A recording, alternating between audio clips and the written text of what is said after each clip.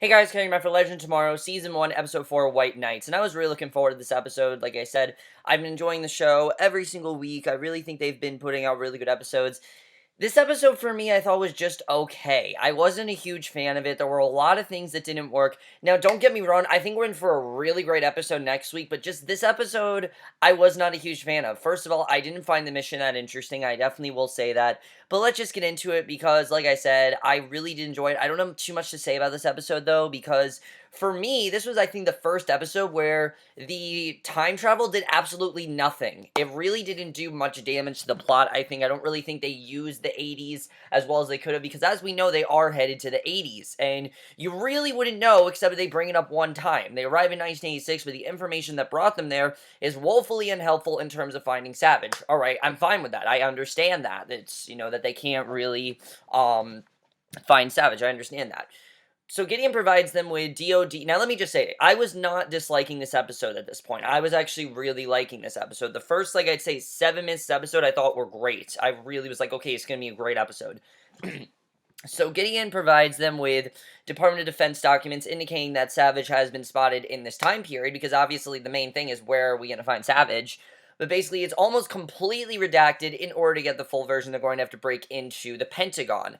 Now, the way they do this is, I think, awesome. I love the way this was done. It's kind of like James Bond. I mean, the way that this scene was done very much felt like something out of, like, a Mission Impossible movie. I mean, this was really awesome. I love this. Posing as janitors, we see Ray and Cold accidentally trip a female military official, and basically Cold picks up her keycard out of her pocket while rescuing her from the fall, and posing as military personnel, Sara and Kendra grab the card as they pass the janitors, and they steal the documents with, basically Heatwave providing a distraction by arm wrestling a Marine just outside the room where security feed is monitored. And before Sara and Kendra can get out of the building with the files, though they need to pass through security, Firestorm attaches himself to the building's power couplings in the basement in order to create a diversion, but after 2 hours the hero get into an argument, the plan fails, and Firestorm is blown across the room, unfortunately, and basically, Firestorm is the main reason why this didn't go so well. So Kendra and Sara have to fight their way out of the building, and in the course of the melee, Kendra's eyes turn red, she becomes savage, eventually the team pulls her away. She has this, side of her, this dark side of her that we haven't really seen before. They make an escape together, but it's not a pretty one, and once again, they failed. And I gotta say, I don't really think they needed to fail at this. I really don't think so. I don't understand why every episode they continue to fail every mission. Yes, Firestorm fucks some things up, but I feel like they still could have done well here. I'm not a fan of them messing up every mission. And I understand that that's the show, that they're not all going to get along and they all have unresolved issues, but come on. Can we have one mission where they don't fail? I think it's really dumb that they keep failing these missions, and I want them to just at least succeed at just one mission. Just one mission. That's all I want. Succeed at one mission, and then I'm fine. Just one mission. That's all I need.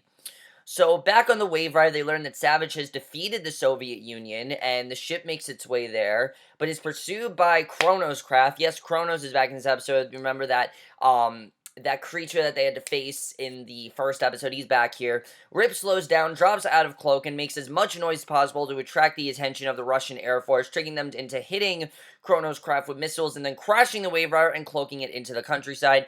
And it turns out that Savage has recruited a physicist named Valentina Vostok to develop Project Savorge, likely a weapon system, and Cole just wants to straight up kill her. He thinks it's the perfect thing to do, just kill her, be done with it, which, yeah, that would make sense. I think definitely the best thing to do would just kill her since she's working with Savage, but Ray wants to approach her as a scientist and find out what she knows about the source for her funding, and giving the teams ingestible translation devices, Rip sends Cold and Ray to check on her together, which I like this dynamic between them. We've been having dynamics between Ray, Captain Cold, and Heatwave before, and I think they work really well together. Just something about them. I don't know what it is, but they just work really, really well, and I really like the way that these two work. Definitely, I think they work very well together.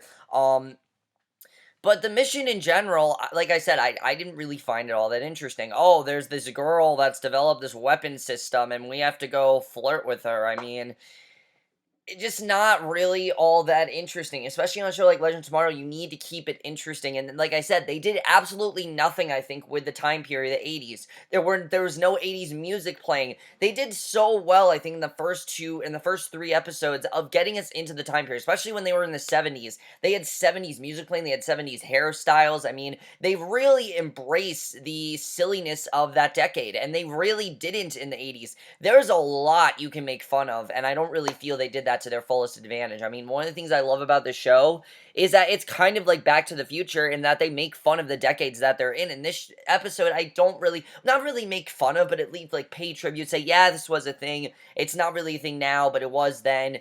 They didn't really do that here. I really wanted to see more of these, more nods to the 80s, and we really didn't get any of it, and I was kind of disappointed by that. That's really one of the reasons why this episode didn't work for me. The other reason is because what was going on in the subplot of this episode. I just didn't really think this worked. Now, it was set up nice enough. We see in the hallway Sarah approaches Rip to tell him that they need to train Kendra under control. He suggests that giving her password the bloodlust from the Lazarus pit, she's an ideal candidate, and Sarah objects, but ultimately agrees. Okay, that's fine. I'll talk about where they go with this in a second, though. So, at the Bolshoi Ballet, Ray approaches Volstock during intermission, asks her out, and she just walks away. She has no interest. So then we get to the whole Sarah-Kendra thing. On board the Wave Rider, Sarah coaxes Kendra into a sparring match to try and get her warrior side under control. The fight ends with both women losing control and Sarah nearly killing Kendra, and this just did not work for me. I mean, I don't know, just something about this dynamic, Sara and Kendra. This was like the first dynamic I really didn't think worked. And it's not that these two I don't think have very good chemistry. It's just this storyline in general I don't really think worked, in my opinion. I mean, I understand why he thought Sara would be the best one to train her, but I don't know. I feel like it made things worse in the end. So I really, like I said, was not a fan of this. So meanwhile, Rip and Heatwave enter and head into the woods to find Kronos, whose ship crashed, causing a temporal anomaly. And Ray takes another shot at Volstock, suggesting he could fund some of her research and naming Svarog. And Cold steps in to offer her assistance. Sweet talks her into skipping the second half of the ballet for a walk home together, and basically that's what happens there. They've now, seems like the mission's worked out pretty well. So in the woods, we see Rip and Heatwave find somebody, but it isn't Kronos. Instead, it's Rip's former mentor, Time Master Druce, who offers Rip and the team immunity if they agree to turn themselves in for an hour from now, which that I thought was very interesting. I definitely really like that. So Kronos was killed in the crash, and when Druce came to scuttle his time ship to prevent the Russians finding it, he left the anomaly to draw out Rip. Now, Heatwave tells Rip that he doesn't believe the deal and that Druce is planning on killing Rip and the team, and I was thinking, okay, Rip's not going to take the deal. He's not that stupid. I really didn't think Rip was going to take a deal like that. I mean, he's basically telling you, look, I want you to go to jail for an hour, and then I'll give you immunity. It just doesn't sound legit, and I certainly would not have taken the deal. It doesn't sound true. It sounds like bullshit, actually. So at the end of their moonlight stroll, Volstock invites Cold up to her apartment. He declines, mostly because he manages to pick up her pocket, taking her wallet and keycard for a place called Lushevik Labs, I think it was called, something like that. But basically, back on the Wave Rider, Rip tells Jax and Stein about Druce's offer, but the two aren't impressed. They're saying that he definitely should not take this. It's not a good idea. And later, Rip goes into the woods to meet with Druce, only to be ambushed by Kronos, who puts a gun to his head. The team swoops in to save Rip, who had set all of this up to take Kronos and Druce out of the picture. And basically, during the fight that ensues, Jax and Stein argue again. It nearly costs them the fight before Heatwave scares Kronos away. Again, they don't succeed in this mission. Not one mission in this episode do they succeed, and it's so annoying. If they would just succeed in one thing, I would have been fine with that. But we do get, I think, a really great scene here between Jax and Stein. Like I said, Jax is not the greatest actor. The guy that plays him, not that great of an actor, but it's the way the actor delivered this scene that worked so well for me. In fact, probably my favorite scene in the episode was this conflict between Jax and Stein.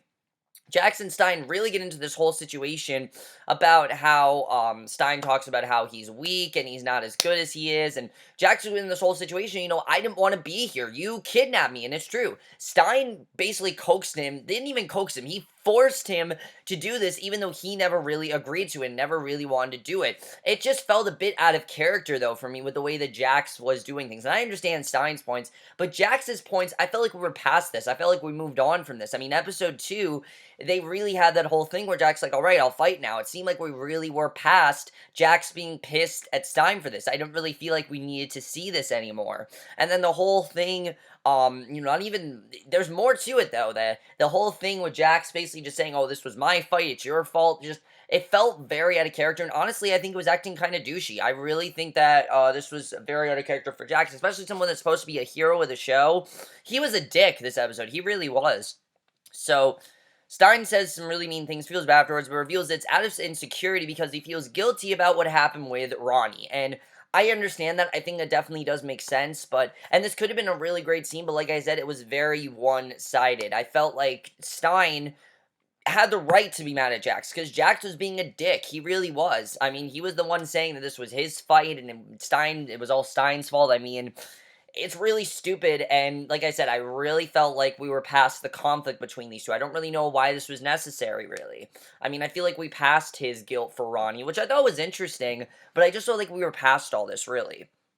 So in the hallways, Rip reveals that he knew that Sara and Kendra might be good for each other, specifically because of how combustile their relationship could be, and in echo of the earlier scene, Kendra goads Sara into another practice session, and this is stupid. I think it's really dumb. I mean, it's not gonna work. Sara's tried it. Kendra just is way too powerful right now, and it's really, I don't think, going to work the way that Rip wants it to. To me, at least, I think they're doomed right now. So when they arrive at Luskovic, Stein volunteers to go in on his own, using Volstock's credentials to find out what she's been working on. Reluctantly, Rip lets him, and when Stein gets inside, he learns that Savage has been trying to create his own version of Firestorm. And basically, a half dozen dead bodies are lined up with documentation connected to Svarog, and basically, that's very interesting. Savage is trying to create his own version. I definitely find that interesting. But Stein decides to deactivate and then steal the thermal core they've built to create a firestorm, saying that he just needs someone to take the core offline so he can approach it and absorb its radiation. Now, here's the thing. I understand that they're not supposed to really be involved with this whole Savage situation, but Rip promised them that they could be heroes, and right now it seems like he's made them basically victims of Savage, because Savage would not know a firestorm existed had they not go on this mission. I mean, Rip was not, I think, very smart in this episode at all. So Ray and Cold head into the control room to do just that, but at a key moment, Palmer sees Volstock approaching the core and insists Cold go save her from the radiation that Stein is unleashing. Ultimately, though, Volstock figures out that Cold isn't on her side, holds a gun to his head, insisting Ray bring the core back online. When Ray struggles to decide whether or not to rescue Cold, he's ambushed by security staff who knocks him out. Heatwave shows up to rescue him, but after a fight, only manages to get himself captured along with Ray and Stein. Cold gets the now inert reactor core out of the building and back to the Waverider, where he's furious with Rip for forcing him to run out on Heatwave. Sara and Kendra are equally upset that Rip had them training for the next mission rather than helping on this one. I mean, seriously, why would you do this? Why would you not have them help on this mission at all? There was nothing he did. Last week, I thought we had a very good balancing of, Ray trying to repair the ship, along with Captain Cold and Heatwave trying to find their father, while Ray tried to, repair the ship, while the others were out doing all the damage, doing all the dirty work, basically. Here, Sara and Kendra did nothing. They were here for no reason. I mean, they were literally just training each other, and there's no reason to do that. Rip promises them that they'll rescue the team, and Volstock and a Russian soldier named Mikhail Arkadin tells Stein that the only way his friends will stay alive is if he helps them with Svarog, and that's how the episode ends. So overall, guys, like I said, not really a fan of this episode, especially because of Rip Hunter. I mean, I've really been liking this character. I haven't disliked this character. I think he's been a good character overall. But this episode, he really was dumb. I mean, the fact that he wants to take this deal, I don't understand at all. Why would he listen to Druce over his own team? I don't understand that. It doesn't make any sense to me why he would be this stupid. I don't understand why he'd do something like this. I mean, he should trust this team. This was the team that he put together. Literally in the, show, he's like, I sent an elite team. This is your elite team. You're supposed to stick with them, and I don't like the way that Rip is handling this. It's really stupid in my opinion. then this whole situation with them being kidnapped is ridiculous. I mean, the fact that he had Sarah and Kendra training, and it still seems like they're going to continue doing that, is really dumb. I'm not a fan of that. Just not really that great of an episode for me. They did nothing with the 80s. I really wanted to see them make fun of the 80s, and they really didn't.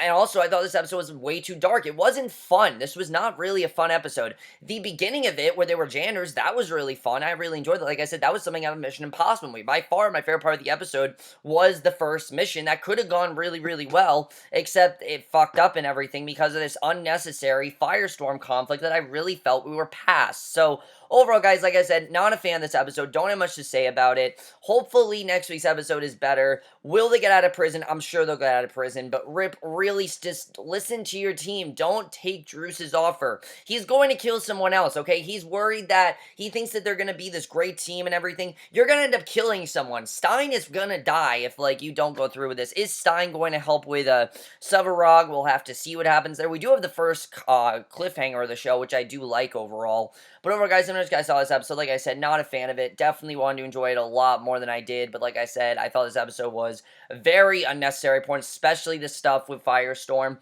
And the conflict between Sara and Kendra just didn't really work for me at all. And we'll see you guys in my next video, which will be for my review of Girl Meets of, I think it's either going to be a review for some TV show, I don't know which one it's going to be, or for a movie review, and we'll see you guys for that. Okay, bye.